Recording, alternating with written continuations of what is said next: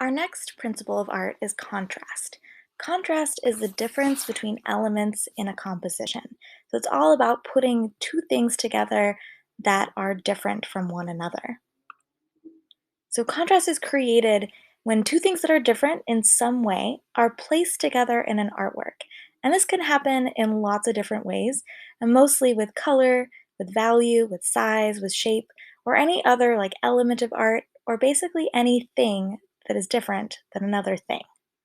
So here in this photograph by Carrie Mae Weems, we have some contrast in value for sure. We've got some brightness from the light coming down and the dark values um, on top. We've got the light from the table and the dark values in the figure's hairs and the clothing. So lots of contrast with values in this photograph. We also have contrast in terms of these two figures. We can probably assume that they are mother and daughter, they're both sitting at a table, right? So one of them is older and one of them is younger. The mother and the daughter are different and they are have contrast. This painting by Rene Magritte also has a lot of contrast. You can see that the contrasting colors of the red sky, really bright red sky, definitely contrasts to the dark black of this man's coat and the gray tone in the background.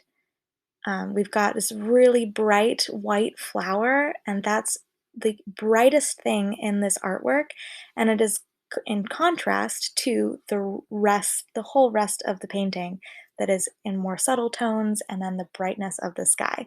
So not only do we see the difference in the colors, but there's also the difference in the shapes, right? We've got our figure and its contrast to the rose. When things are side by side, we automatically start comparing them. So we can start to see the similarities and differences between those two things. So this is a really great example of contrast because side by side, we have the rose and this figure. And so we can distinctly see their similarities and their differences.